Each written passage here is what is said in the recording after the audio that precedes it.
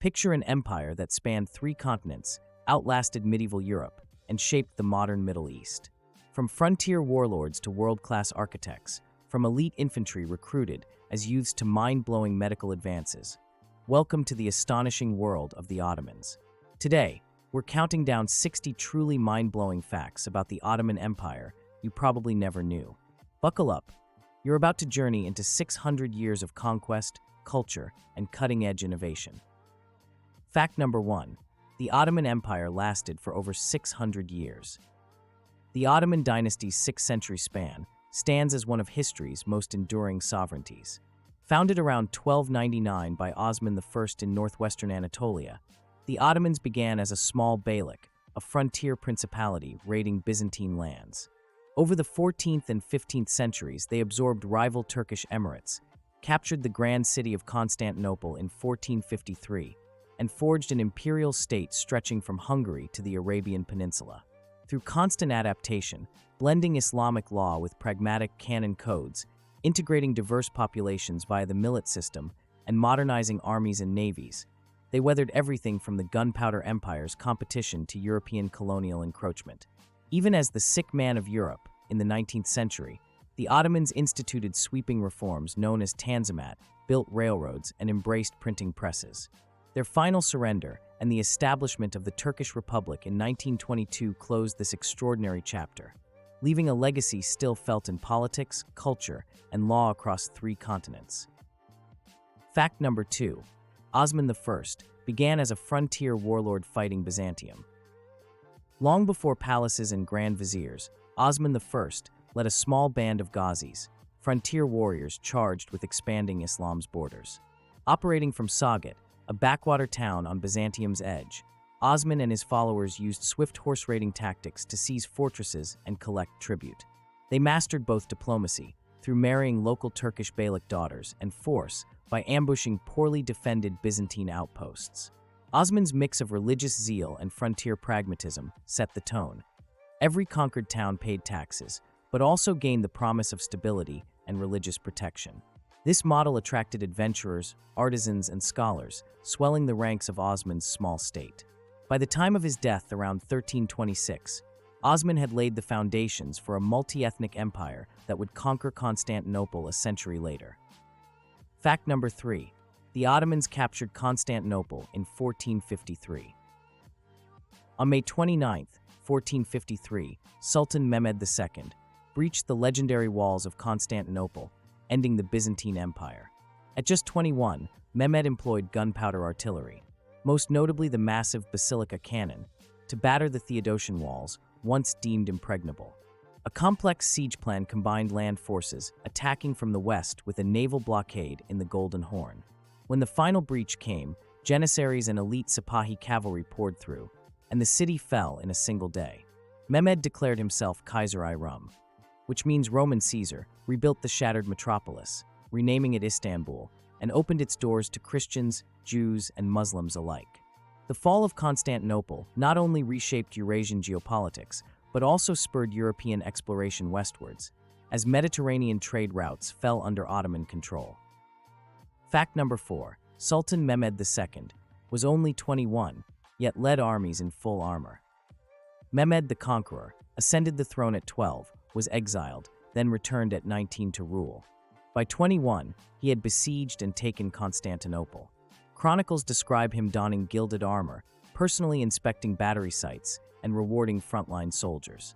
His youth and vigor inspired fear and admiration. Beyond the conquest, Mehmed codified laws, rebuilt the Hagia Sophia as a mosque, and commissioned a cosmopolitan capital teeming with artisans from across his realms. He spoke multiple languages, Turkish, Arabic, Persian, Greek, and corresponded with European monarchs, positioning himself as a peer in Renaissance courts. Fact number 5. Theodosian walls fell in just 53 days. Built in the 5th century, Constantinople's double and triple-layered fortifications had repelled sieges for a millennium. Yet Mehmed's combination of massive cannon bombardment, tunnel digging, and relentless assault overwhelmed the defenders in fewer than 2 months. Ottoman engineers systematically targeted the wall's weakest sections, while elite infantry seized forward forts. The psychological impact, stones flying through walls, the roar of cannon, broke the defenders' morale. This rapid fall underscored the transformative power of gunpowder in siege warfare and vaulted the Ottomans to superpower status. Fact number 6. Mehmed II used an enormous cannon, weighing 20 tons and firing 600-pound stone balls. Mehmed II recognized that traditional siege engines would never topple Constantinople's legendary fortifications, so he commissioned the most monstrous cannon of its day. Crafted by Hungarian engineer Urban, this 20-ton behemoth, known in Ottoman sources as the Great Turkish Bomb, sat on a reinforced timber carriage more akin to a siege tower than an artillery piece. Its massive bronze barrel measured over 2 meters in length and required teams of oxen just to move it into position. When fired, the cannon hurled stone shot weighing nearly 600 pounds with a thunderous roar that rattled the walls and shook the ground for hundreds of yards. Contemporary eyewitnesses described showers of masonry fragments raining down on defenders, blasting holes through the double line of Theodosian walls that had withstood centuries of assaults. This display of firepower not only physically breached the city's defenses, but also delivered a psychological shock. Soldiers who had never imagined artillery could bring down such walls suddenly fled their posts.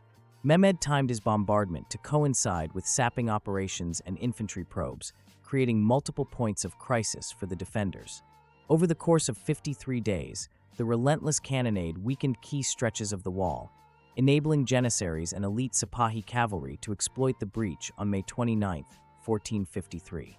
Once Constantinople fell, the Great Turkish Bomb became legendary across Europe and Asia, heralding a new era in warfare where gunpowder artillery would dominate siegecraft for centuries to come. Fact number 7. The Ottomans pioneered a professional infantry force, the Janissaries. Long before modern standing armies, the Ottomans institutionalized the Janissaries, an infantry corps unrivaled in discipline and skill. Established in the late 14th century under Murad I, the Janissaries were recruited through the Devşirme system. They were rigorously trained from adolescence in warfare, languages, and court etiquette. Forbidden from marrying or owning property, Janissaries developed absolute loyalty to the Sultan alone. Their training emphasized cohesion. They drilled in synchronized musket volleys and pike formations, mastering matchlocks, composite bows, and later early arquebus. They campaigned year-round, garrisoning key fortresses and participating in all major campaigns, from the Balkan forests to Egyptian deserts. Their signature white turbans, rigid uniforms, and strict hierarchy set them apart from tribal levies or mercenary bands. By the 16th century, Janissaries wielded significant political power. They accompanied the Sultan on campaigns and held a seat in the Imperial Council, the Divan. Their unique status, elite soldiers, tax-exempt, and salaried, meant their allegiance could make or break sultans. Ultimately, however, their monopoly on military privilege led to corruption and resistance to modernization. When Sultan Mahmud II attempted to disband them in 1826, thousands were killed or exiled in a bloody purge, marking the end of an institution that had shaped Ottoman power for nearly 5 centuries. Fact number 8. Janissaries were forbidden to marry or own property. The brilliance of the Janissary system lay in creating soldiers with no familial or economic ties, only devotion to the Sultan. From the moment young recruits entered the corps, their previous identities were erased. They adopted Turkish names, converted to Islam, and pledged celibacy. The edict against marriage and property ownership meant Janissaries could not inherit land or wealth. Instead, the state supplied them with housing, rations, and a generous salary paid in silver aki. This social isolation fostered intense unity. Janissaries lived in barracks, ate communally, and underwent daily drills designed to instill obedience and martial excellence. Their distinctive uniforms, white hats symbolizing purity and detachment, reinforced their status as slaves of the Sultan, a term of honor rather than degradation. Their detachment from civilian life also allowed rapid mobilization. Orders came, and Janissaries marched without delay, unburdened by family obligations or economic concerns. Over time, however, this isolation created a powerful corporate class. As Janissaries aged, they began to demand privileges, turning their barracks into dynastic fiefdoms where positions could be bought or inherited. By the 17th century, their resistance to change had ossified the Ottoman military. Only with the violent disbandment of 1826 did the empire finally dismantle this once innovative institution. Fact number 9. The empire's peak under Suleiman the Magnificent stretched 3 continents. Under the reign of Suleiman I, from 1520 to 1566, the Ottoman Empire reached its unrivaled zenith, dominating territories in Europe, Asia, and Africa. From his capital in Istanbul, Suleiman oversaw the conquest of Belgrade in 1521, the defeat of Hungarian forces at Mohacs in 1526, and the annexation of large swaths of Hungary and Transylvania. In the east, his armies pushed into Mesopotamia, capturing Baghdad in 1534 and re-establishing control over Iraq. The faltering Mamluk Sultanate fell in 1517, bringing Egypt, the Levant, and the holy cities of Mecca and Medina under Ottoman suzerainty, thus linking the empire to Islam's spiritual heartlands. Across the Mediterranean, Ottoman fleets raided Sicily, Malta, and North African coasts, propelling the empire into maritime superpower status. Contemporary Venetian and Habsburg diplomats marveled at Ottoman logistical prowess. Armies crossed deserts on well-supplied camel caravans, naval squadrons survived long-range missions, and provincial governors administered complex tax systems. Suleiman further cemented unity by codifying the canon alongside Sharia law, patronizing arts and architecture, and giving his era the moniker, the Golden Age. His reign's cultural flowering, featuring classical poetry, miniature painting, and Sinan's architectural masterpieces, solidified a legacy that outlasted military dominance and continues to shape Ottoman memory today. Fact number 10. Suleiman personally authored poems in Turkish, under the pen name Muhibi. Beyond his role as conqueror and lawgiver, Suleiman I nurtured a deeply personal devotion to poetry. Under the pen name Muhibi, which means beloved, he composed ghazals and qasidas in Ottoman Turkish, blending Persian poetic forms with uniquely Turkish imagery. His verses expressed themes of divine love, royal duty, and fleeting human life, echoing Sufi mysticism. Surviving manuscripts reveal his mastery of linguistic nuance. Delicate metaphors of the rose and nightingale sit alongside urbane reflections on palace intrigue. He corresponded with leading poets, hosting salons in Topkapi Palace's gardens where verses were recited amid fountains and flowering trees. His literary stature added a layer of cultural sophistication to his political authority, inspiring future sultans to support the arts. Notably, Suleiman's admiration for the poet Fuzuli led him to write, "Even kings tremble before the might of a single well-spoken line." Today, translations of his divans stand as monuments to a warrior ruler who saw poetry not as a pastime, but as an integral expression of his imperial vision. Fact number 11. The Ottoman legal code, the Canon, ran alongside Islamic Sharia. Suleiman's genius extended to law. Recognizing that classical Islamic jurisprudence did not address every aspect of governance, taxation, land tenure, military discipline, he compiled the Canon, which means secular legal code, to fill the gaps. These regulations covered criminal justice, property rights, and administrative procedure, ensuring consistent application across diverse provinces. The canon was gazetted in imperial edicts, which local judges and provincial governors implemented alongside religious courts. By codifying issues such as taxation levels, land grants, and naval conscription, the canon provided clarity for Ottoman officials and reduced arbitrary rule. Importantly, Suleiman's code maintained that canon could not contradict Sharia, securing religious legitimacy for state power. This dual legal system allowed the Ottomans to manage a multi-ethnic society, Greeks, Armenians, Kurds, Arabs, under a single institutional framework. Elements of the canon influenced later European legal developments. In the 19th century, Tanzimat reforms explicitly drew on Suleiman's precedents when restructuring Ottoman courts and bureaucracies. Fact number 12. They built over 3,000 mosques. Each sultan commissioned grand complexes. At the heart of Ottoman urban development stood the Kulai, large mosque-centered complexes that combined places of worship with schools, hospitals, kitchens, and markets. From Bursa's Green Mosque under Sultan Mehmed I to Edirne's Selimay Mosque under Suleiman, each new ruler sought to outshine predecessors in grandeur and social utility.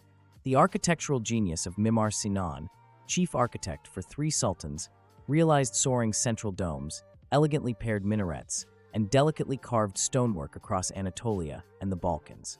These cullies served as focal points for community life, free medical care for the poor, meals for orphans and travelers, and evening lectures on theology and science. The patronage of such complexes underpinned the empire's legitimacy, demonstrating piety, providing public welfare, and creating enduring urban landmarks.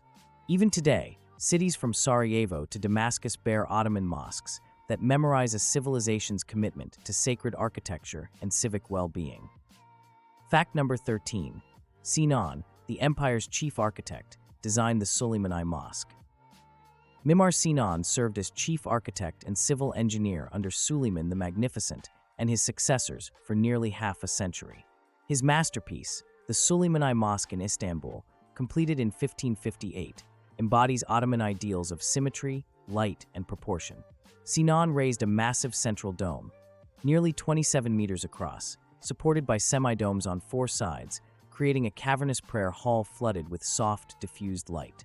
Beneath the mosque, Sinan laid out an imaret, madrasa, hospital, and caravanserai, weaving religious, educational, and charitable functions into one harmonious complex. Sinan's innovations, pendant supports, buttress-integrated minarets, and acoustically engineered interiors became templates for subsequent mosques across the empire. His portfolio, over 300 projects including bridges, aqueducts, and palaces, ranks him among history's great architects, whose works still define cityscapes from Istanbul to Edirne to Cairo. Fact number 14. Ottoman ships dominated the Mediterranean in the 16th century. By the mid-1500s, Ottoman naval power rivaled any European maritime force. Suleiman invested heavily in shipyards at Istanbul's Golden Horn, building galleys propelled by lateen sails and upwards of 200 oarsmen. Venetian and Genoese shipbuilders trained their craftsmen alongside Ottoman counterparts, while corsair captains like Dragut and Barbarossa enforced Ottoman suzerainty on North African coasts. Ottoman fleets secured supply lines to Syria and Egypt, protected pilgrimage routes to Mecca, and raided Spanish-held islands.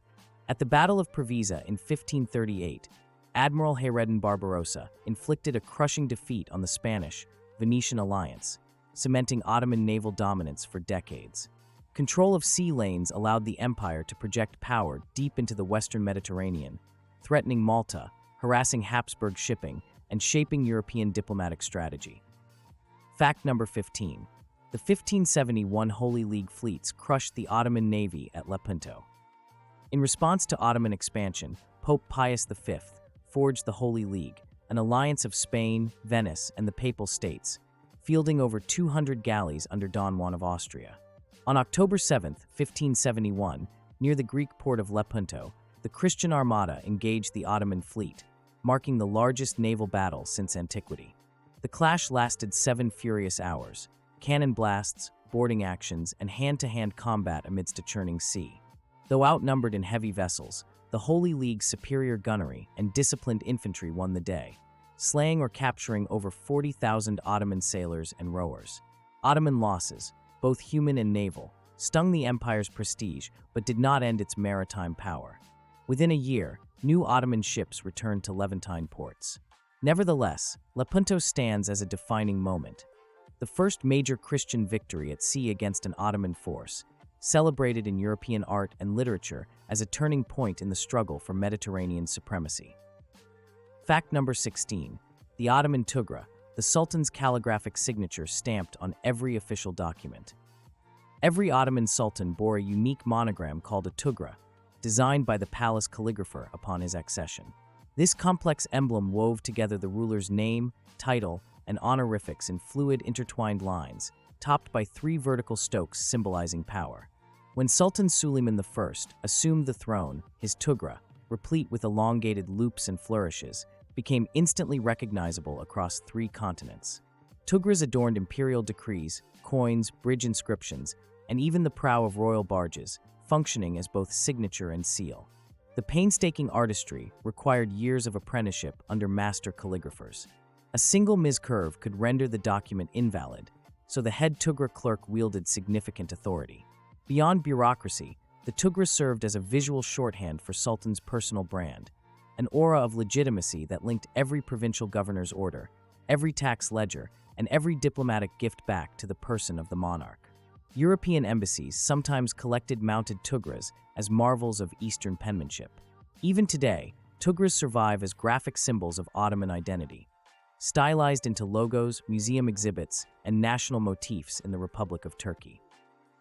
Fact number 17. Coffee houses originated in Ottoman Yemen and became hubs of political debate. Though coffee's botanical home lies in Ethiopia, it was in Yemen's Sufi monasteries, particularly in Mocha, that beans were first roasted, ground, and brewed into the energizing elixir we know today. By the mid-15th century, Yemeni pilgrims carried coffee across the Red Sea to Mecca, and traders introduced it to Istanbul by 1555. Within years, coffee houses, known as kavahain, popped up along Istanbul's bustling streets, serving dark brew in tiny porcelain cups for a modest coin. These weren't mere drink stops. Patrons gathered for backgammon, poetry readings, and animated discussion. Because coffee houses operated under state license rather than mosque sanction, they became the rare public forums where Jews, Christians, and Muslims conversed on equal footing. Political rumors, satirical cartoons, and press-like news sheets flourished here. Sultan Murad IV even attempted to ban coffee houses in the 1630s, fearing sedition, yet the prohibition proved unenforceable. Coffee's eventual spread to Vienna, Venice, and London carried Ottoman café culture westward. European coffee houses would later incubate the Enlightenment. Meanwhile, in the Empire, kavahain remain social anchors today, their tradition of lively debate tracing directly back to those early Ottoman public squares. Fact number 18. The empire turned tea into its national beverage. While coffee reigned in Istanbul, tea eventually conquered the Ottoman palate, thanks in part to a 19th-century shortage of coffee imports during the Crimean War. British officers introduced black tea bags to Ottoman soldiers at Sevastopol in 1854. Impressed by tea's warming, restorative properties, locals embraced it. The state quickly established tea gardens in the empire's northeastern corner, the lush Rise province along the Black Sea. By manipulating microclimates, terracing hillsides, and diverting mountain streams, Ottoman agronomists cultivated Camellia sinensis to perfection. Tea soon eclipsed coffee in popularity. The ritual of brewing strong tea in tulip-shaped glasses became daily custom. Tea gardens in Istanbul's suburbs blossomed into cultural hotspots, while tea merchants formed powerful guilds ensuring quality and supply. By the late 19th century, Ottoman trade statistics show tea eclipsing silk and tobacco in export value. Even after the empire's collapse, the Turkish Republic maintained Rize's plantations, making tea Turkey's foremost agricultural product and serving as a unifying cultural icon from coastal towns to Anatolian highlands. Fact number 19. Tulip mania struck the empire in the early 18th century. Long before the Dutch tulip mania, the Ottoman elite fell under the flower's spell between 1718 and 1730, a period aptly named Lail Devri, which means tulip age. Introduced from Central Asia, tulips thrived in Istanbul's imperial gardens, where horticulturalists bred new color varieties, flame-striped, bicolored, and pastel. Affluent Ottomans competed to display rare bulbs in golden cages, host elaborate tulip balls, and commission porcelain vases emblazoned with floral patterns. Bulb prices soared. Some traded for more than a minaret's height in gold coins. Poets penned odes to the king of flowers, and court painters immortalized bouquets in lavish miniatures. Tulip motifs permeated textiles, tiles, and architectural friezes. Yet the mania ended abruptly when Sultan Ahmed III was deposed in 1730. Janissary-led riots attributed the riot's extravagance to imperial corruption. Gardens were uprooted, and tulip prices plummeted. Though brief, the tulip age left an indelible mark. Flower motifs persisted in Ottoman art and tile work, and Turkey remains the world's leading tulip exporter, annually renewing a national debt to that bygone age of floral fervor. Fact number 20.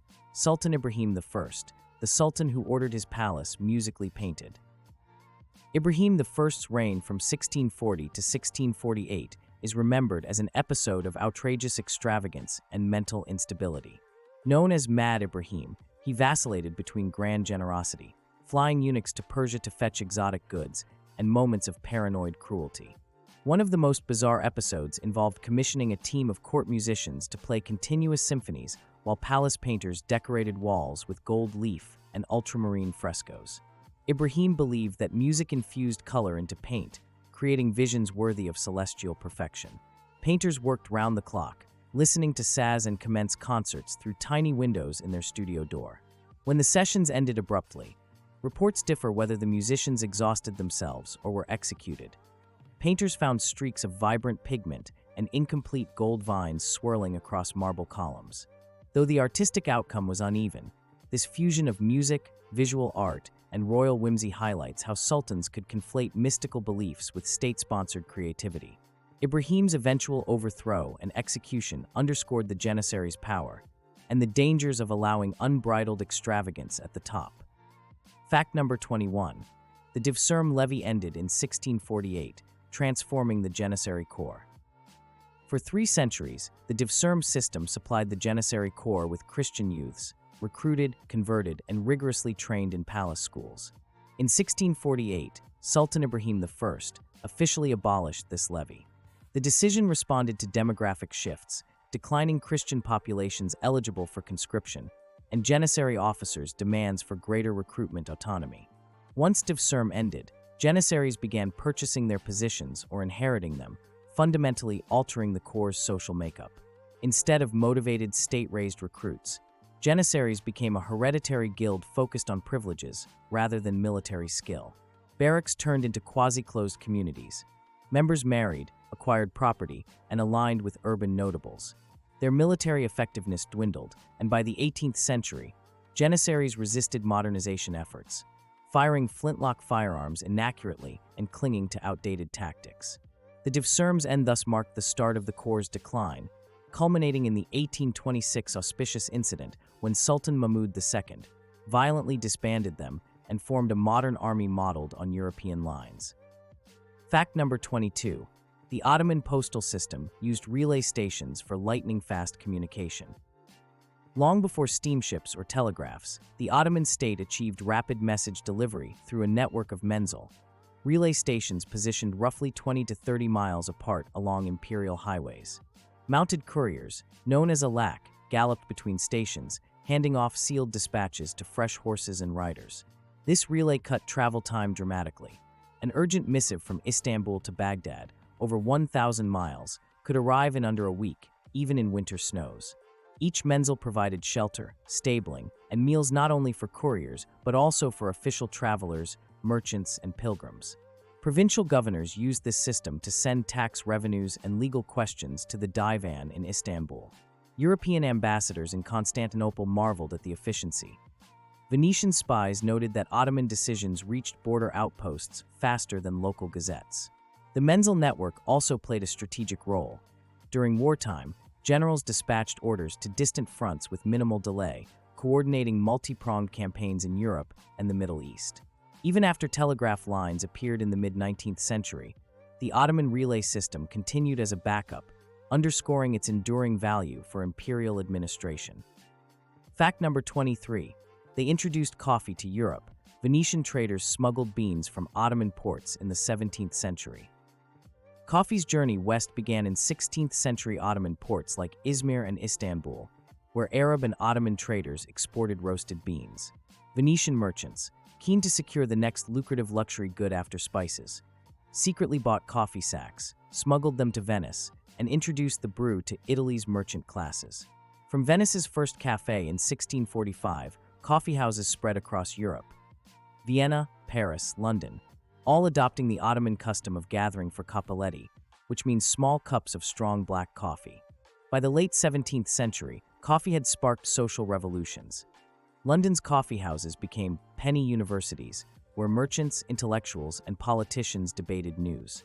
Monarchs in France and England tried, and failed, to ban coffee as a disruptive influence. Meanwhile, European botanists cultivated coffee plants in colonial greenhouses, seeking to break the Arab world's monopoly. Today's global coffee culture, from espresso to latte, owes its origins to Ottoman trade and the ingenuity of Venetian merchants bridging east and west. Fact number 24. Suleiman's navy invented floating dry docks to repair ships at sea. Maintaining a Mediterranean fleet required innovative solutions to frequent hull damage from barnacles, combat, and storm stress. Under Sultan Suleiman the Magnificent, naval engineers designed floating dry docks, large pontoons equipped with winches and supporting beams. Damaged galleys would be guided onto the submerged pontoon, which then pumped out water to lift the vessel clear of the sea. Sailors and carpenters could then inspect planks, remove marine growth, and repair leaks without returning to port. These floating docks were towed by power galleys between strategic harbors in North Africa, Greece, and the Levant, ensuring Ottoman fleets remained battle-ready year-round. Venetian spies reported astonishment at seeing half-submerged pontoons trawling along contested coasts. This innovation presaged modern floating shipyards and underscored the empire's commitment to naval supremacy during its 16th century heyday. Fact number 25. The elite Azeb archers shot flaming arrows to set enemy ships ablaze. Ottoman Azebs, a type of irregular light infantry, specialized in skirmishing, scouting, and supporting janissary assaults. Along coasts and riverine theaters, Azeb archers practiced a fearsome tactic, shooting specially prepared flaming arrows at enemy vessels. Crews bundled oil-soaked, tow-wrapped in soaked lint around arrow shafts, igniting them before loosing volleys at wooden ships. Under night raids or during line battles, these flaming projectiles sowed panic. Ship rigging caught fire, decks erupted in flame, and smoke signaled chaos. Ottoman naval commanders coordinated Azebs with galleys' broadsides, creating overlapping zones of incendiary risk. Spanish and Venetian captains later adapted similar methods during Mediterranean expeditions. While not decisive alone, flaming arrow tactics showcased Ottoman ingenuity in combining traditional archery skills with emerging demands of naval warfare, melding centuries-old technology with the seafaring challenges of the early modern era. Fact number 26. The millet system, an early model of religious pluralism. Long before modern concepts of multiculturalism, the Ottoman Empire institutionalized religious diversity through the millet system. Under this framework, recognized communities or millets, including Greek Orthodox Christians, Armenians, Jews, and later various Protestant sects, were granted internal autonomy to govern personal status laws, education, and worship. Each millet elected its own ecclesiastical head, such as the Patriarch of Constantinople for Orthodox Christians, who represented the community directly to the Sultan in the imperial council known as Divan. This governance model served multiple purposes.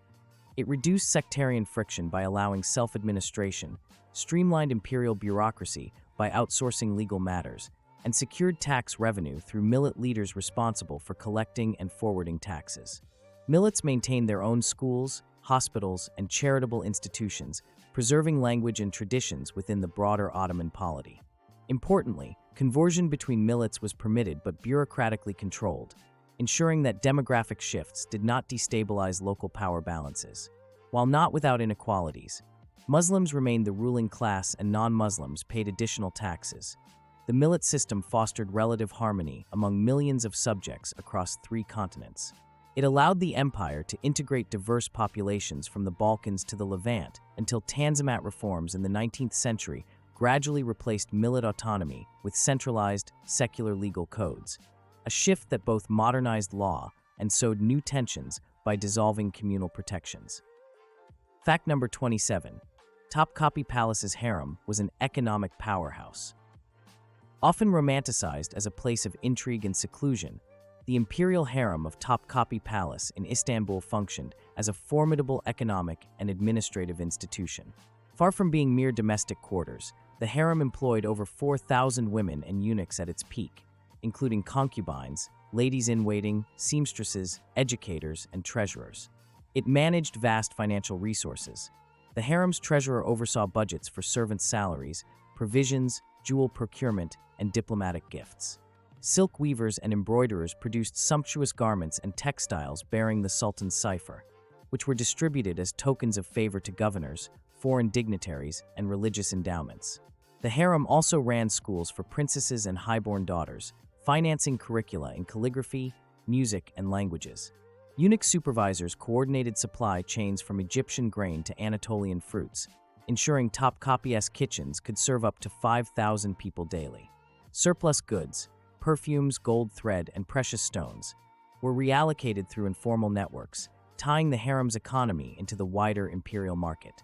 When the Queen Mother, Kozum Sultan and later Turhan Hadisi Sultan, emerged as de facto regents. They leveraged the harem's economic machinery to fund public works, philanthropic foundations, and political patronage, demonstrating that behind the palace walls lay a fiscal engine as crucial to Ottoman governance as the divan itself. Fact number 28. The Grand Bazaar, history's oldest covered shopping mall. Istanbul's Grand Bazaar stands as the world's oldest continuously operating covered market, tracing its origins to 1455 under Sultan Mehmed II. Conceived to revitalize the city's economy after the conquest of Constantinople, the bazaar began as a single row of shops selling textiles and carpets. Over the next century, successive sultans added thousands of vaulted chambers, columns, and archways, eventually spanning over 30,000 square meters and housing more than 4,000 shops. Merchants organized themselves into guilds, regulating quality, prices, and competition, a precursor to modern trade associations. Caravanserais within the bazaar provided storage and lodging for merchants traveling from Persia, India, and Europe. Exotic goods, silk from China, spices from India, furs from Russia, flooded the corridors, creating a marketplace where dynasties and cultures converged. Lamps swinging overhead and the scent of leather, gold, and coffee created an intoxicating atmosphere that drew travelers and locals alike. Even after fires, earthquakes, and modernization pressures, the Grand Bazaar's labyrinthine alleys still hum with commerce, preserving a design that influenced markets from Marrakesh to Venice and remains a model for integrated retail complexes worldwide. Fact number 29. The Turkic composite bow, a weapon that redefined cavalry warfare. Central to Ottoman military supremacy was the Turkic composite bow, a feat of pre-industrial engineering combining wood, horn, and sinew laminated into a powerful yet compact weapon. Unlike long, rigid European bows, the composite bow's recurved shape stored enormous energy in a shorter length, ideal for mounted archers. Ottoman horsemen could draw the bow to nearly their ears, unleashing arrows with muzzle velocities exceeding 80 meters per second. This firepower, paired with the famed Parthian shot, that is, firing while retreating, allowed Janissary-supported cavalry to skirmish effectively against both steppe-style nomads and heavily armored European knights.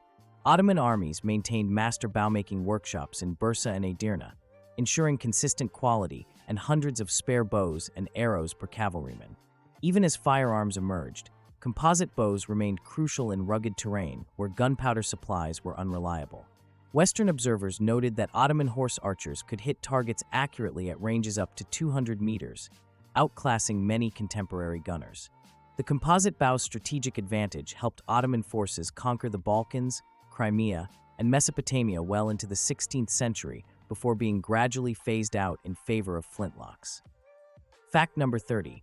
The Dardanelles Chain, a massive iron barrier protecting Istanbul. To safeguard Constantinople, and later Istanbul, Ottoman engineers stretched an enormous floating chain across the mouth of the Golden Horn or the Dardanelles Strait during times of threat. Each link measured over a meter long and weighed roughly 150 kilograms. Anchored to massive stone buoys or riverbanks, the chain could be raised or lowered via capstans in fortified towers on each side of the strait. When deployed, it prevented enemy galleys from sailing upriver to the seat of power. During the siege of 1453, Sultan Mehmed II used the chain across the Golden Horn, compelling the Byzantines to block the inlet with ships. In 1807, Russian Admiral Senyevin's fleet was rebuffed at the Dardanelles chain at Çanakkale, demonstrating its enduring deterrent effect. Maintaining the chain required skilled smiths, strong rope crews, and constant inspection for corrosion, an early example of naval area denial tactics, foreshadowing modern anti-ship barriers and block ships. Fact number 31. Ottoman Bimaristans, state-funded hospitals with advanced medical care. By the 15th century, the Ottoman Empire had established Bimaristans, public hospitals free to all patients regardless of creed, centered on medical schools, clinics, and pharmacies. The Saifahanes at Bayezid, Fadi, and Edirne showcased vaulted treatment halls, lecture rooms, and wards segregated by illness. Physicians trained in Greco-Arabic medicine diagnosed patients through pulse reading, urine analysis, and use of herbal remedies like black seed and rose water. Surgical procedures, lancing abscesses, setting fractures, cauterizing wounds, were performed by Zaharisi or instrument makers and surgeons using steel scalpels and forceps. Weimaristans also functioned as mental health asylums, where patients with epilepsy or melancholia received music therapy, hygiene treatments, and dietary regimens. Records indicate average patient stays, recovery rates, and surgical outcomes, marking an early form of hospital administration. Visiting scholars praise the Ottoman system for combining charity, scientific learning, and daily free meals for the ill. These institutions influenced European hospital design in the 17th century, cementing the empire's reputation as a pioneer of public health. Fact number 32, capitulations, unequal treaties that opened the empire to European powers. Beginning in 1536 with France and later extended to England, the Netherlands, and other states, the Ottoman Empire granted capitulations, giving foreign subjects exemption from local taxes, legal jurisdiction under their own consuls, and reduced customs duties. Initially, reciprocity ensured mutual privileges, but over the centuries, the balance shifted. European merchants settled in port cities like Izmir, Aleppo, and Alexandria, controlling trade in silk, spices, and coffee. Capitulations undermined the Ottoman treasury as duties that once filled the state coffers flowed to European companies instead. Legal immunities created enclaves where Ottoman law held no sway, fostering corruption and smuggling. By the 19th century, foreign powers leveraged capitulations to demand further concessions, forcing the empire to grant low-interest loans and accept extraterritorial courts. While opening Ottoman markets enriched European economies, capitulations progressively eroded Ottoman sovereignty until the 1914 Ottoman Declaration of War led to their unilateral suspension, a belated recognition that these treaties had become instruments of economic imperialism. Fact number 33, Takvimi Vakayai, the first official Ottoman newspaper. In the wave of Tanzimat reforms, Sultan Mahmud II launched Takvimi Vakayai, which means calendar of events, in November 1831 as the empire's first official gazette. Published in Ottoman Turkish and later Arabic versions for Arab provinces, it carried imperial decrees, military dispatches, tax reforms, and local news. The journal's creation marked the state's attempt to modernize communication, centralize administrative announcements, and counter foreign newspapers that circulated clandestinely.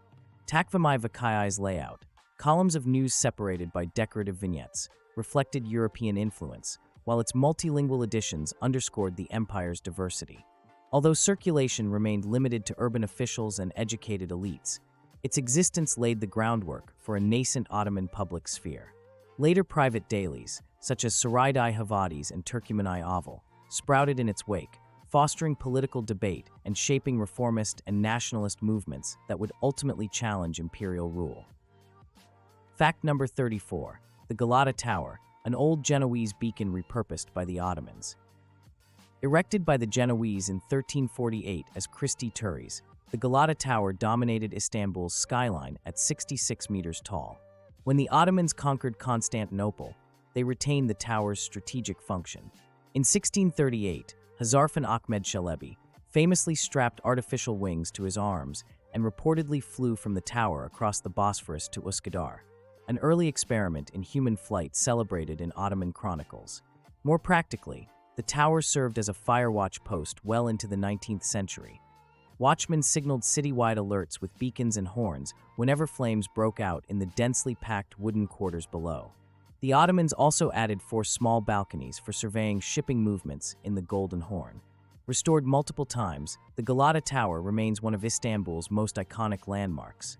Its medieval silhouette a reminder of the city's Genoese, Byzantine, and Ottoman layers of history. Fact number 35, the Second Siege of Vienna in 1683 and the Ottoman Empire's turning point. In 1683, Grand Vizier Kara Mustafa Pasha led an Ottoman force of over 150,000 troops to Vienna's gates, aiming to strike at the heart of Habsburg power. Despite superior numbers, the Ottomans faced a well-defended city and a coalition relief army of Poles, Germans, and Austrians commanded by King Jan III Sobieski of Poland. On September 12th, Sobieski's famous winged hussars charged over the Kahlenberg Hills, breaking Ottoman lines and forcing a retreat. Vienna's fall would have opened Central Europe to Ottoman rule, but instead, the siege's failure reversed the empire's centuries-long advance. The Holy League's subsequent campaigns captured key fortresses in Hungary, Transylvania, and Croatia. Over the next 3 decades, Ottoman holdings in Europe shrank dramatically. The 1683 defeat at Vienna thus marks the empire's strategic high-water mark and the beginning of its long withdrawal from Central Europe, reshaping the balance of power and ushering in an era of defensive warfare and diplomatic realignment. Fact number 36. The Köprülü Viziers, a dynasty of state reinvention.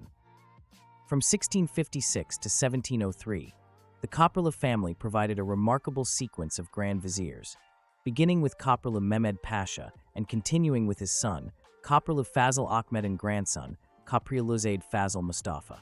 Each inherited an empire weakened by palace intrigue, janissary unrest, and regional revolts. Yet, through ruthless discipline and sweeping reforms, they restored Ottoman military and fiscal health. Köprülü Mehmed Pasha famously insisted on unconditional authority. Upon accepting office, he demanded the execution of corrupt officials and the exile of factional courtiers. He reined in provincial governors, closed tax farming abuses, and launched successful campaigns in the Balkans. His son, Ahmed, modernized artillery units and captured Crete after a 24-year siege. Fazıl Mustafa reversed Habsburg gains in Hungary before dying heroically at the Battle of Zenta in 1697. The Köprülü era marked the last Ottoman resurgence, showing that strong central leadership, when unburdened by palace rivalries, could revive even a flailing empire. Their legacy endures in Ottoman historiography as proof that institutional renewal, not mere luck, drives imperial longevity. Fact number 37. The Treaty of Karlowitz in 1699, first major territorial concession in Europe. After the catastrophic defeat at Zenta in 1697 and a series of Habsburg, Venetian, and Russian victories, the Ottoman Empire was compelled to sign the Treaty of Karlowitz in January 1699. For the first time, the empire ceded significant European territories, Hungary and Transylvania to Austria, Podolia to Poland, and Dalmatia to Venice. This treaty marked the end of Ottoman westward expansion and the beginning of a new European order dominated by Habsburg ascendancy. Inside the empire, Karlowitz triggered soul-searching debates about military modernization, administrative reform, and the need to engage diplomatically with European powers rather than rely solely on conquest. Although painful, the treaty also formalized balance of power diplomacy. Ottoman diplomats began using European-style embassies and signing multilateral agreements. Karlowitz thus stands as a watershed, the price of overreach that forced the empire to adapt to an evolving continental system rather than dictate its own terms. Fact number 38. The Imperial Mint of Istanbul produced over 20 million gold coins under Suleiman. During Suleiman the Magnificent's reign, the Ottoman economy flourished on the spoils of conquest and the spice trade. To facilitate commerce, the Imperial Mint in the Sarayburnu district, known as Darphane, turned out an astonishing volume of gold sultani coins, over 20 million between 1523 and 1566. Each featured Suleiman's Tughra on one side and the mint date and place on the other, ensuring authenticity across 3 continents. The mint used high-quality gold, 22 carats, maintaining strict weight standards so that Ottoman sultani became reliable currency in Baghdad, Cairo, Venice, and beyond. European merchants preferred them to debased local issues, which further enriched Istanbul's coffers. The mint employed dozens of master smiths, moneyers, and assayers who tested purity using touchstone and acid, a sophisticated assay process predating many Western practices. Suleiman's monetary policy, combining abundant coinage with stable value, underpinned the empire's golden age of art, architecture, and scholarship. Fact number 39. The Siege of Rhodes in 1522, the first major use of massive bombards in warfare. During his 1522 campaign to capture the Knights Hospitaller on Rhodes, Sultan Suleiman deployed massive stone-firing bombards, some weighing over 20 tons, to breach the island's famed medieval walls. These superguns, transported by specially built galleys and oxen teams, hurled projectiles up to 700 kilograms across 200 meters. The thunderous bombardment, combined with coordinated infantry assaults, overwhelmed Rhodes' defenders after a 6-month siege.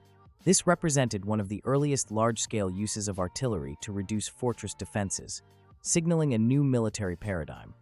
Cities once deemed impregnable had to redesign fortifications or face ruin. European engineers responded by developing star-shaped bastions and angled walls to better deflect cannon fire. Meanwhile, the Ottomans integrated their artillery corps into every major campaign, mastering the logistics of gunpowder, forging, and field emplacement. The fall of Rhodes thus exemplifies how military technology and strategic innovation can reshape the balance of power in prolonged conflicts. Fact number 40. Evliya Çelebi's Seyahatname, the Ottoman world's grandest travel memoir.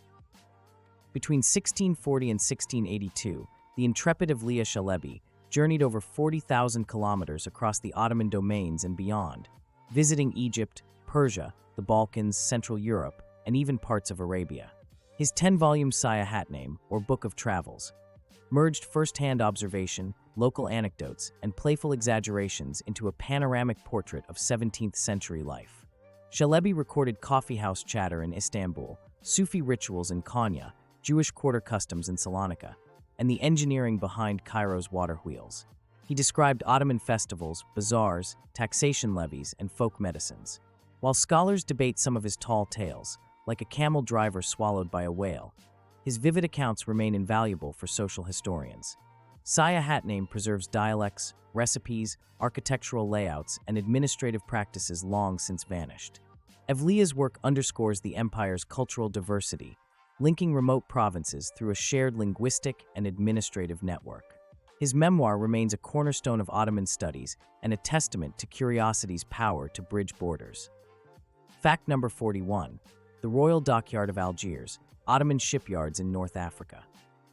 Under Ottoman rule, Algiers became a major naval base and privateering hub famous for its Barbary crusaders. To support corsair fleets preying on Mediterranean shipping, the state built the vast Tersain, or Royal Dockyard, on the Bozzaria Peninsula. Stretching over 500 meters of waterfront, the yard housed 20 slipways for galleys and xebecs, workshops for carpentry, sailmaking, rope twisting, and cannon founding. Skilled artisans repaired battle damage, cast bronze cannons, and forged iron anchors. The waterfront bustled with thousands of dockworkers, blacksmiths, and rope makers, an economy fueled by prizes captured at sea. Ottoman Admiralty decreed that every ship leaving port display imperial colors and pay levies to the treasury. European diplomats noted that Algiers dockyards could ready a 20-galley squadron within weeks, reflecting Ottoman logistical prowess far from the imperial capital. The Tersain remained operational until the French conquest in 1830, leaving behind massive stone slipway arches that still dot the coastline. Fact number 42. The Rumi calendar, solar Islamic hybrid implemented in 1839. Seeking to harmonize administrative record-keeping with agricultural cycles, Sultan Abdulmecid I introduced the Rumi or fiscal calendar in 1839. While the Islamic lunar Hijri calendar remained in religious use, the Rumi system realigned the year count to the Seleucid era starting in 622 AD, but followed the Julian solar months, ensuring seasonal consistency for tax collection, crop planting, and civil events. The new calendar counted years after the Hijra, but added 584 years, so that 1255 AH corresponded to 1839 CE. The Rumi calendar's months, February 1st to March 1st, etc., matched the Julian cycle, smoothing bureaucracy and trade with European powers. In 1917, the empire shifted to the Gregorian calendar for civil affairs, while still retaining Hijri dates for religious purposes. This dual calendar system prefigured modern nation-states balancing tradition and global standards, a reflection of the Tanzimat era's modernization ethos. Fact number 43. The Ottoman postal hawks, carrier pigeons on imperial telegram lines. In the late 19th century, the Ottoman Post and Telegraph Administration pioneered using carrier pigeons to bridge gaps where telegraph wires had not yet been strung, particularly across rugged Anatolia and the Taurus Mountains. Specialized squadrons trained birds to fly from rural post offices to regional hubs, carrying micro-encoded telegram messages sealed in lightweight aluminum capsules. Speeds of up to 80 kilometers per hour were common, reducing delivery times by days. Each pigeon loft maintained meticulous logs tracking hundreds of flights per year. By the eve of World War I, this pneumatic avian hybrid network formed a reliable backup to telegraph lines vulnerable to sabotage and winter storms. Ottoman military telegrams, battle orders, supply requests, and reconnaissance often flew first by telegraph, then by pigeon if wires failed. The practice echoed ancient homing-bird traditions while melding 19th-century communication advances, and it endured in limited form into the early Turkish Republic. Fact number 44. The 1869 opening of the Suez Canal, Ottoman caliphal patronage. Though engineered and financed primarily by French interests under Ferdinand de Lesseps, the Suez Canal's construction unfolded on Ottoman territory. Sultan Abdulaziz and his Grand Viziers granted the Suez Company concession rights in 1856 and presided over the canal's inauguration on November 17, 1869, in Port Said, with the Sultan himself attending by yacht, underscoring the empire's nominal sovereignty and the Sultan's role as caliph of all Muslims. The canal slashed Europe-Asia voyage times by 2/3, redirecting trade routes and hurting Ottoman Levantine ports like Beirut and Smyrna. Ottoman customs revenues on canal traffic modestly boosted the treasury, yet the strategic significance planted seeds of European imperial competition in Egypt, culminating in Britain's occupation in 1882. The Suez Canal episode thus highlights the empire's complex position, both partner in global modernization and reluctant host to foreign geopolitical maneuvering on its soil. Fact number 45. The Tekrütügen ceremonies, state-funded tax-free celebrations. To celebrate the Sultan's birthday and other imperial anniversaries, the Ottoman state organized public festivals called Tikrit-i-Daden or Tekrütügen, where households received tax pardons and markets were declared tax-free for several days. These lavish celebrations included fireworks over the Golden Horn, mounted parades of horsemen in parade armor, and nighttime illuminations of mosques and public squares. Guilds distributed sweets and special breads, coffee houses offered free cups, and even tax collectors stood down from their duties, symbolizing the Sultan's generosity. Urban poor benefited from free food distributions at soup kitchens sponsored by charitable endowments. Tekrütügen ceremonies reinforced loyalty by physically sharing state bounty, reminding subjects that the Sultan's sovereignty included obligations of paternal care. They also became occasions for foreign diplomats to present gifts and exchange diplomatic pleasantries under festive lights. Diplomacy in a carnival setting. While the Republic abolished these rituals in 1926, the tradition of public holiday pardons and charitable feasts persists in Turkey's national celebrations, echoing an Ottoman legacy of benevolent sovereignty. Fact number 46. The first Ottoman steamship fleet. In 1838, Sultan Mahmud II inaugurated the Ottoman Empire's first steamship, the Ertugrul, marking the empire's entry into modern naval technology.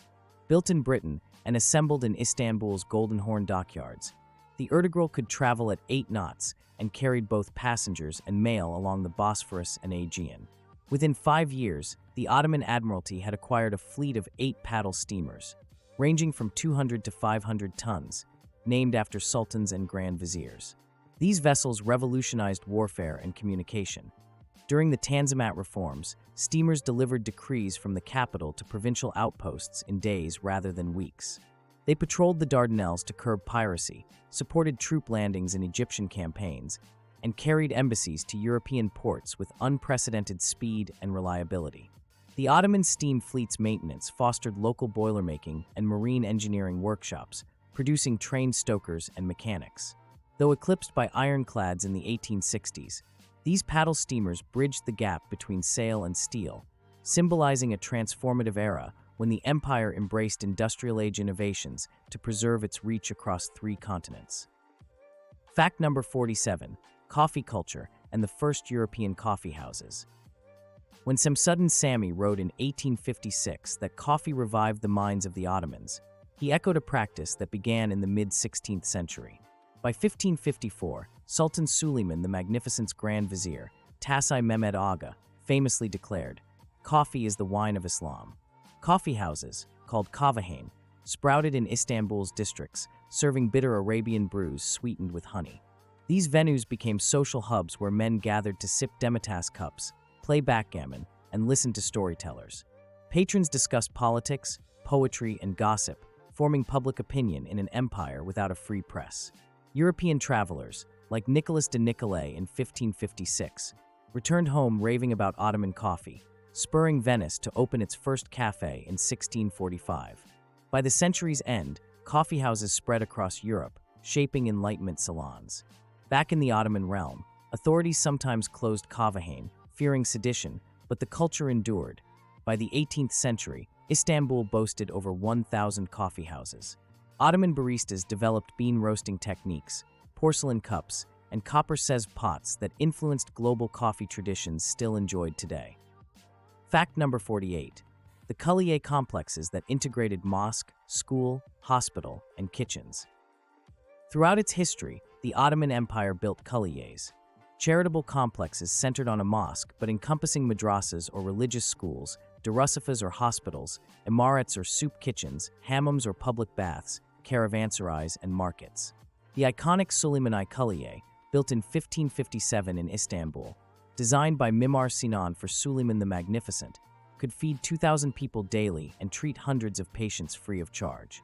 These multifunctional institutions were funded by waqifs, endowments that directed rents from shops and agricultural lands to maintenance costs.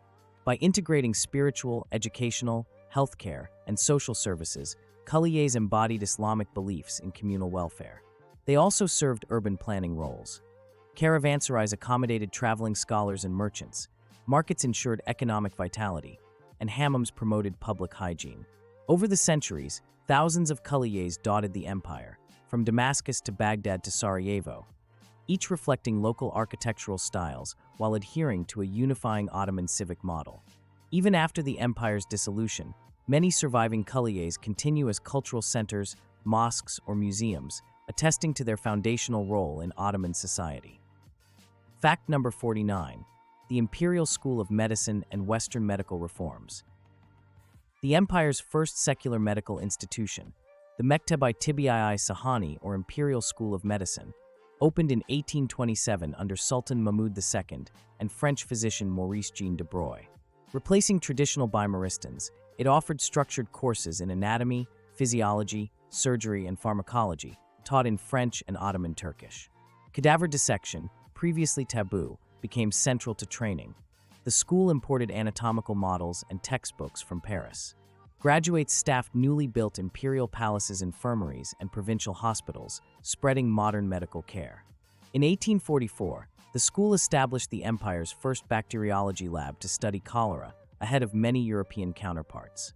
Alumni led vaccination campaigns against smallpox, dramatically reducing plague outbreaks. By the mid-19th century, Western-trained Ottoman physicians published journals, translated medical treatises into Turkish, and founded public health boards. The imperial school's legacy lived on in Istanbul University's Faculty of Medicine after 1909, bridging millennia of Islamic medical tradition with contemporary science, a transformative leap in the empire's public health and educational systems. Fact number 50. The Battle of Lepanto in 1571. Ottoman naval defeat that shook the Mediterranean. On October 7, 1571, a massive Christian coalition, the Holy League, clashed with the Ottoman fleet off western Greece's Gulf of Patras near Lepanto. Over 400 galleys and smaller vessels on each side carried 80,000 sailors and soldiers. The Ottomans deployed heavily armed galleasses, which are large galleys with cannons, and skilled janissary archers. The League boasted superior artillery and European heavy guns. The day-long battle ended in a decisive Christian victory, sinking or capturing 225 Ottoman ships and liberating thousands of Christian galley slaves. Though Mehmed II quickly rebuilt the navy, Lepanto's psychological impact was immense. It shattered Ottoman maritime invincibility and emboldened European coastal defenses. Poets like G.K. Pamphili celebrated the triumph, and Venice retaliated by capturing Cyprus. The loss spurred the Ottomans to invest in shipyards at Istanbul, Algiers, and Alexandria, and to accelerate galley modernization.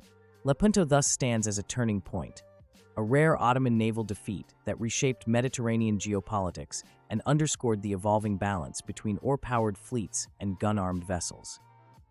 Fact number 51. The first Ottoman railroad in 1872, linking Izmir to Aydin.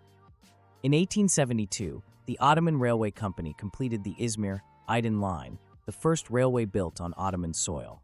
Financed by British and French bondholders, the 130-kilometer line traversed fertile plains and rolling hills, connecting Izmir's bustling port with Aydın's inland agricultural districts. The project pioneered tunneling through marble foothills and constructing stone viaducts over ravines. Trains carrying figs, cotton, and tobacco to Izmir's export houses cut shipping times from days to hours, stimulating regional economies. Ottoman engineers, trained in Belgium and France, staffed maintenance workshops, while timetables were posted in French and Ottoman scripts at stations. The line's success sparked expansion. By 1914, over 7,000 kilometers of track linked Istanbul to Anatolia and the Arab provinces. Though nationalization after World War I and later state investment under the Republic reshaped the network, the Izmir-Aydın Railway remains a milestone in integrating Ottoman markets, modernizing transport, and laying the groundwork for Turkey's contemporary rail infrastructure. Fact number 52. The Ottoman Spy Network. Intelligence gathering from Vienna to Cairo. Long before modern espionage agencies, the Ottoman Empire maintained an extensive spy network known as Amaris to monitor enemy movements and internal dissent. Under Grand Vizier Mahmud Pasha, who reigned from 1455 to 1474, agents infiltrated Venetian and Habsburg courts, reporting troop mobilizations and diplomatic pacts via coded letters and carrier pigeons. In the Arab provinces, local informants, often converted Greeks or Armenians, sporadically dispatched updates on British and French maneuvers along the Red Sea and Gulfs. The Janissary Corps also served intelligence functions. Deployed intermittently as commerce inspectors in port cities, they gathered rumors of Corsair alliances or European arms shipments. Records from the late 16th century detail encrypted cipher disks used to secure messages, predating many European cryptographic methods.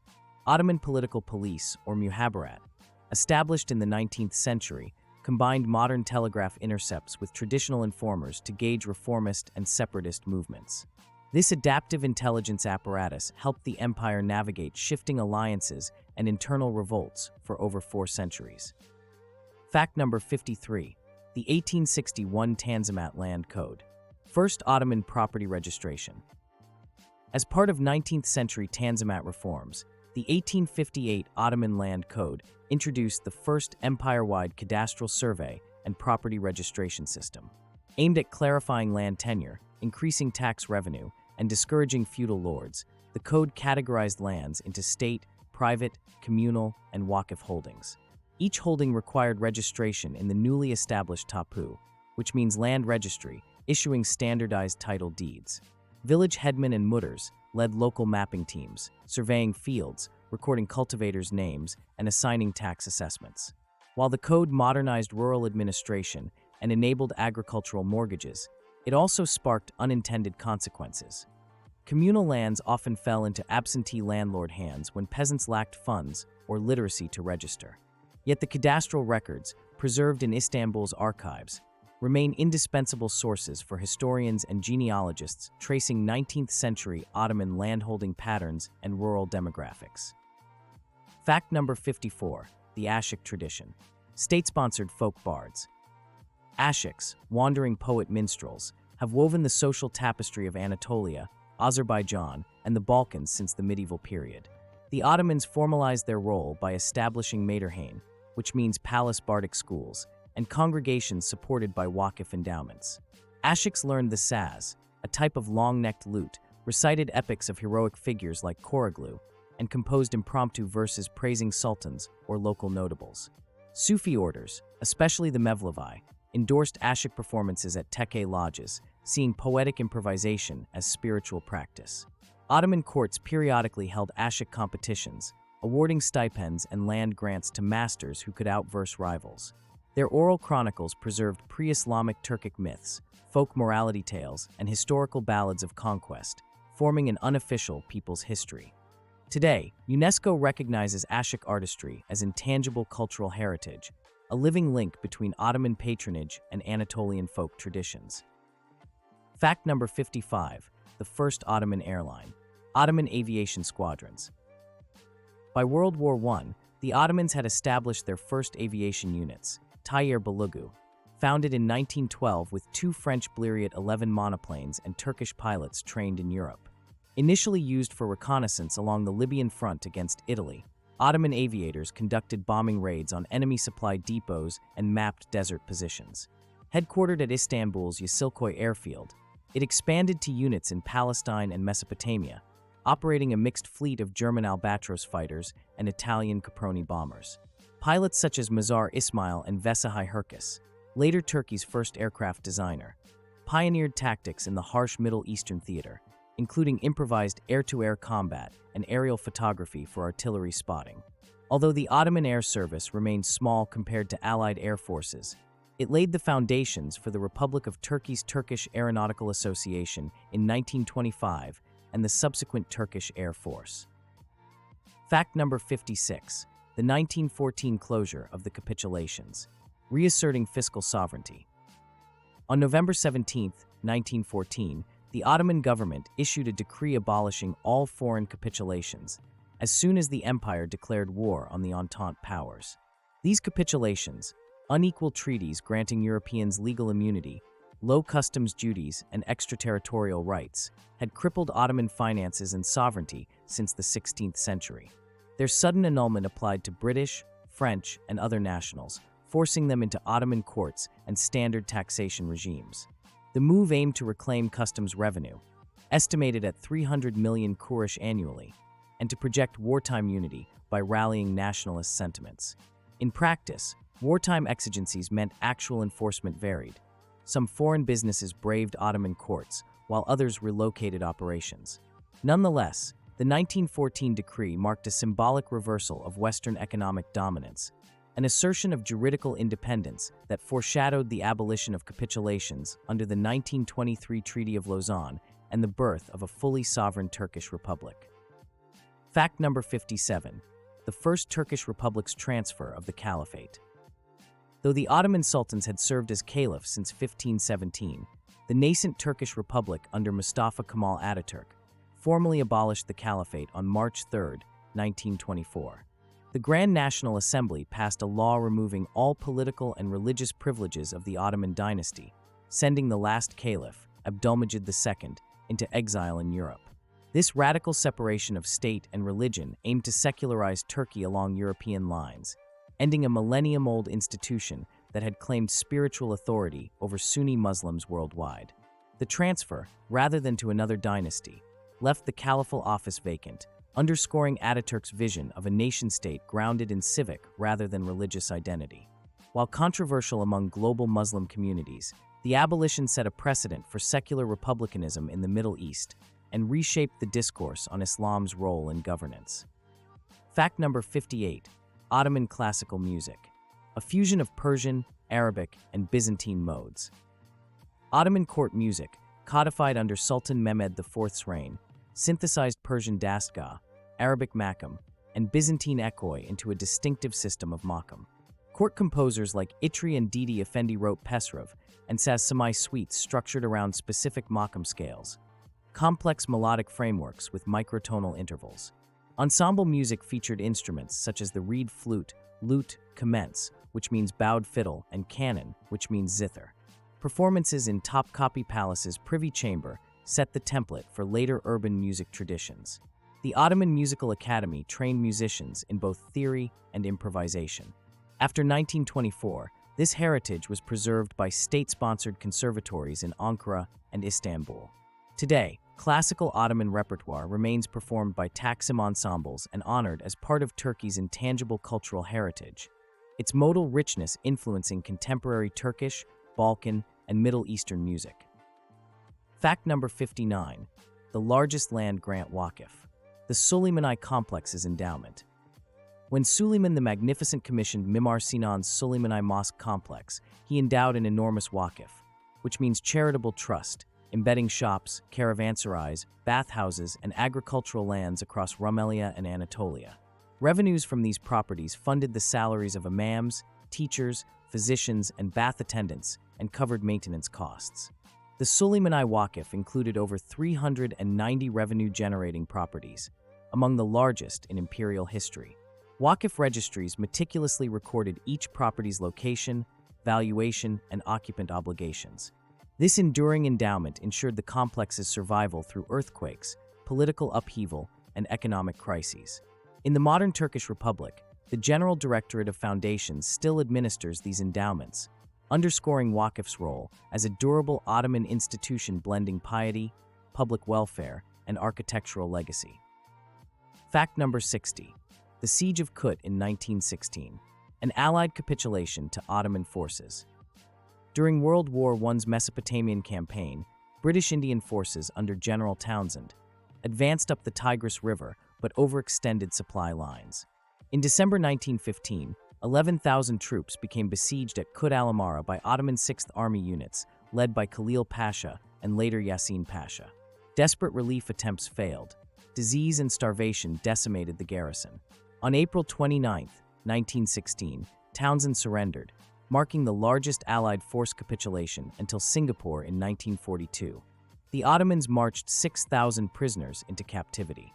The victory buoyed Ottoman morale during an otherwise bleak war season and exposed Allied logistical flaws. In prestige terms, the Siege of Kut remains one of the few major World War I triumphs for the Central Powers and a testament to Ottoman defensive acumen even in the empire's final years. Those were 60 astonishing facts about the Ottoman Empire, from its maritime innovations and social systems to its military triumphs and final challenges. Which of these struck you as the most surprising? Drop your favorite in the comments below. If you enjoyed this deep dive into 6 centuries of empire building, reforms, and cultural fusion, make sure to subscribe and ring the bell for more mind-blowing history from ancient Odyssey. Until next time, stay curious and stay bold.